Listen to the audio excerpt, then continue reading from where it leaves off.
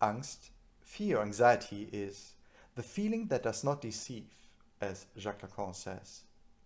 This assurance shows itself, however, to be deceptive certainty. For as much as we may be certain of fear as a feeling or affect that is simply just there, that insists, it remains difficult to know what this fear actually indicates to us. What is this recurring signal of fear alluding us to? It seems we are uncertain about the meaning of the Angstsignal. For fear, anxiety, Angst differs from dread, Furcht, precisely in that it is peculiarly objectless. While we might be and actually are afraid of concrete figures, situations, narratives, or objects, fear is connected in its inner traits, it seems, with an abysmalness that is not filled and never can be filled by any object. In this precise emptiness lies then the nexus of fear to a nothingness that is separate from all beings, and thus frightens, even haunts us, because it always surrounds us. If Angst is such a basic or fundamental attunement, as Heidegger calls it, then not only can we not escape it, but it seems in dealing with Angst, there's at the same time, at once, and perhaps first of all, the possibility of encountering and facing up to the actuality of a world, if not the making possible at all of any comportment to whatsoever worldly action, a behaving in the most fundamental sense. Angst is then a turning point, it seems, a offset hinge that we cannot escape, but rather in order to behave, it seems we have to cross fear. In his text on the uncanny, Freud speaks of the liveliness of the word. And for Freud, experiencing, becoming alive, the lifeless and the living all play a role in regard of the uncanny. Among other things, it is about the uncanny that is experienced, the living being, the resemblance to the living, the moral order among the living, and the enemy of the survivor. But in what does the living, according to Freud, take place? Freud is, after all, concerned with the psychically folded, so-and-so constituted territoriality of the psyche. And thereof he also deals with the question of the uncanny, respectively questions the uncanny on its own ground, its own occupation, namely in its trait to, on the one hand, somehow phenomenally frighten us, and on the other, to breathe terror into us, to teach us terror, to teach us actually fright and scare. In German, the word Beschaffenheit, which can be roughly translated into the English vernacular as quality, nature, workmanship, appearance, constitution, but also as texture, relates in a sense to Stofflichkeit, the materiality of stuff.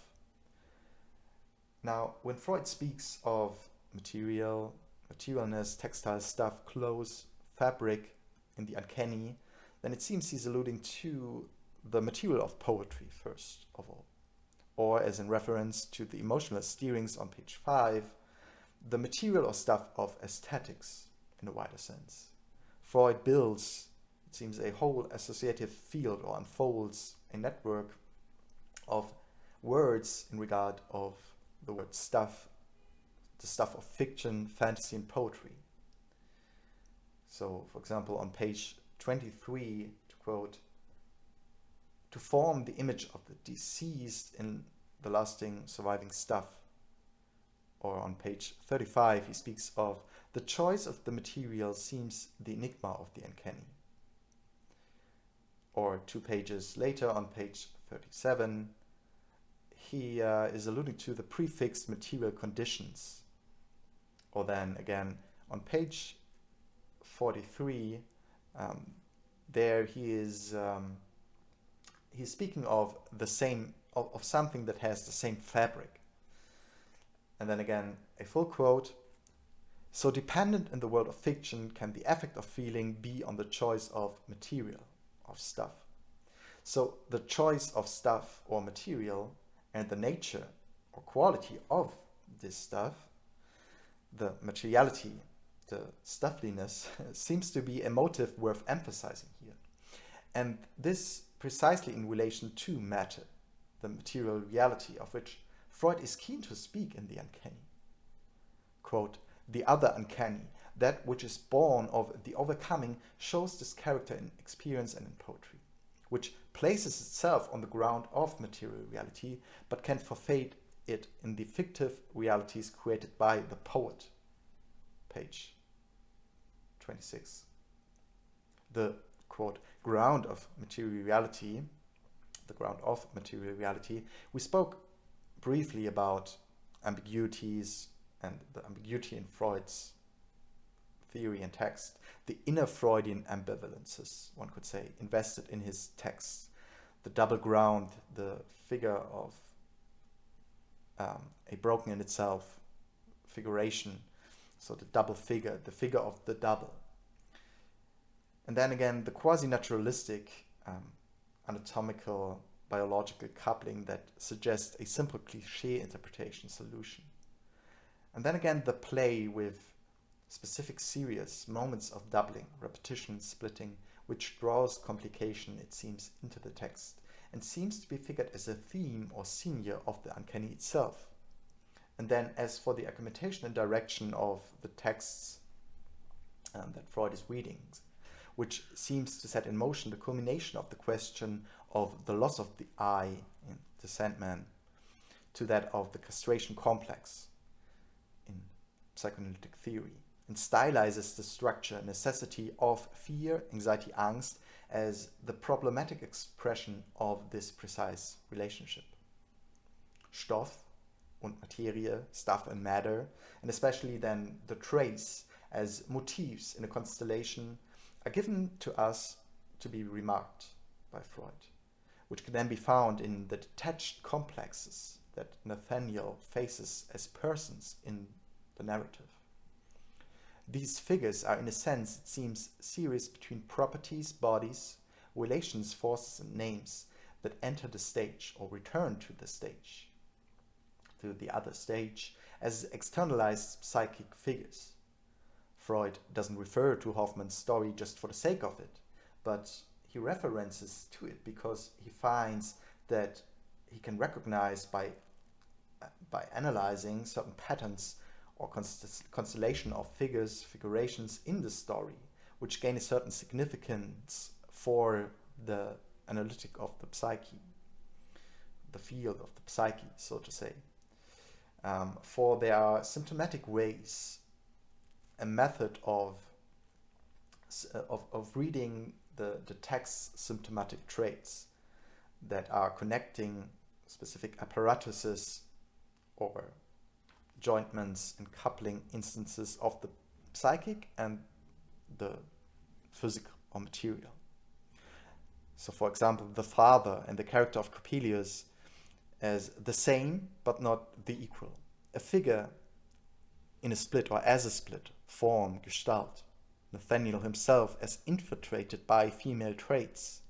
These are more than tendencies for Freud, but perhaps than something like structural moments. In any case, what's striking in relation to fear, anxiety, angst is the differentiation of the uncanny that one experiences and that kind of uncanny that which one merely imagines. The former has a certain imaginative content. Freud traces back to the presence of the uncanny from repressed infantile complexes, which have as their subject the real expression of a content, whereas the uncanny of fiction, fantasy, and poetry seems to work on a suspension of belief in this precise material reality.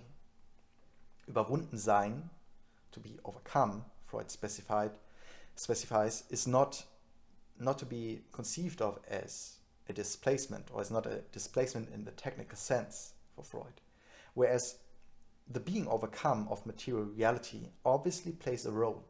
For the uncanny of the experienced, it is not apparently, as Freud says here, the question of material reality does not come into consideration at all. Psychic reality takes its place. This is the point of the binding and hanging together of these notions of stuff, Stoff, material, matter, materia, and Spur, trace. One could perhaps say that the material of language, imago, symbolic, double-fold binding, bordering and edging, Welt, lays itself over matter, the stuff, but at the same time, matter also interweaves with this exact material. Matter, mater, continues to be a feminine phenomenon, or at least it is endowed with a feminine connotation trait. The trace, or then extraordinarily the trackless. Coppelius disappears just without leaving a trace, is then central in this marginality and supposed neutrality. What is at stake here in the uncanny is the eccentricity of the female role, it seems. The estimate of this role of the female. The masculinity of death and the irrefutable underlying femininity of the castration complex. Of this inner trait of anxiety, angst that is leading into the castration complex. The non-linguistic catching up of sexation. The threat of being torn with the mother, of being torn apart. The reference to the repeated, the compulsive repetition, the forced recourse, one could say, to questions of substance, of materiality, is underlining the nexus to the question of the status of psychic reality. For Freud, psyche is precisely distinguished from material reality, but it cannot be overlooked that it is also a reality, a form of reality. The relationship of the two, in other words, is a hanging together, but it's not easily to stabilize. So there is an ambivalency there, and cleaving, and it is precisely always to be understood as this performative occurrence, a struggling of forces and a conflict that is roaring, still roaring, and repeatedly roaring, and as such, always bringing and carrying out the dynamic. But it is crucial not to reduce psychic reality, according to Freud, to a mental form, to a form of thought. This form of the mental, the psychic, that is not to be brought into a full gestalt, however, now seems to undermine in a complex way the distinction between reality and fiction, quite as if the two spheres of the uncanny meet in an intersection, an interstice that is itself uncanny. The return of what has been overcome, the return of what has been, is not tied to fiction alone, but to that which is missing in the image.